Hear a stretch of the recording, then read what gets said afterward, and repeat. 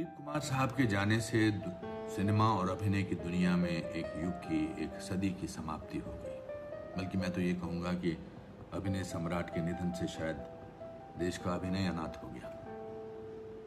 दिलीप साहब एक पूर्ण अभिनेता थे, एक ऐसी शख्सियत जिनकी बगल में चुपचाप कुछ देर बैठने से भी एक एक्टर एक्टिंग के बारे में बहुत कुछ सीख सकता था। उनकी फिल्में देखकर, उनकी एक्टिंग देखकर हिंदुस्तान का हर कलाकार, छोटे से छोटा और बड़े से बड़ा सुपरस्टार, एक्टिंग के बारे में बहुत कुछ जान पाया। उनकी एक्टिंग की छवि कहीं ना कहीं आपको हर कलाकार में देखने को मिल सकती है। वो एक्टिंग का सबसे बड़ा और सबसे महत्वपूर्ण इंस्टीट्यूशन थे। उनके जैसा पूर्ण कलाकार न कभी आया है, न कभी आएगा और न कभी आया था। On a personal note, I lost a mentor, a friend, a guide and an acting guru. मैंने स्कूल से भागकर पहली फिल्म जो देखी थी वो गोपी थी, और मुझे याद है कि टिकट खरीदने के चक्कर में भीड़ में अपनी नाक भी तोड़वा ली थी, लेकिन मजाल है खून बहता रहा। लेकिन तब भी मैंने फिल्म अंत तक देखी। मैंने मधुमती तकरीबन 18 बार और राम और श्याम 40 बार देखी है।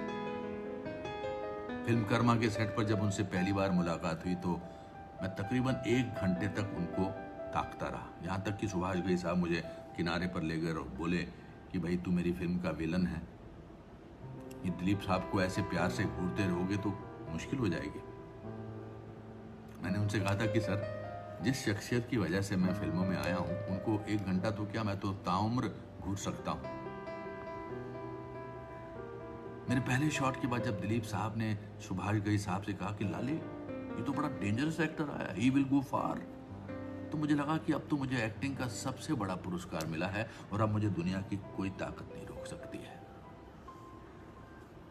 मुझे उनके साथ 4 फिल्मों में काम करने का मौका मिला और मैंने उनके साथ बहुत वक्त गुजारा। मैं उनसे इतने सवाल करता था, दिलीप साहब आपने उस फिल्म में कैसे एक्टिंग की, उसमें कैसे हंसाया, उसमें कैसे रुलाया, कि एक दिन वो हंसकर बोले और शायद तंग आकर भी, या तू बंदा है या बंदर।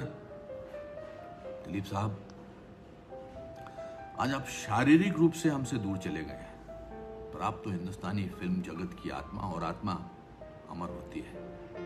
आने वाली सदियों में जब भी भारत का कोई भी कलाकार एक डायलॉग बोलेगा या एक्टिंग का एक भी एक्सप्रेशन देगा तो हमें उसकी एक्टिंग में आपकी झलक जरूर नजर आएगी।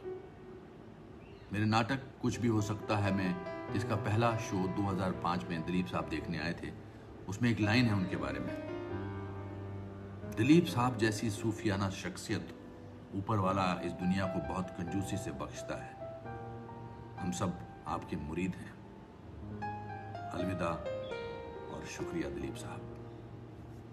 And Saira ji, a warm and affectionate hug to you.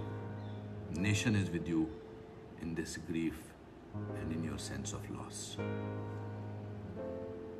सुहाना सफर और ये मौसम हंसी, हमें डर है हम खो न जाए कहीं। ओ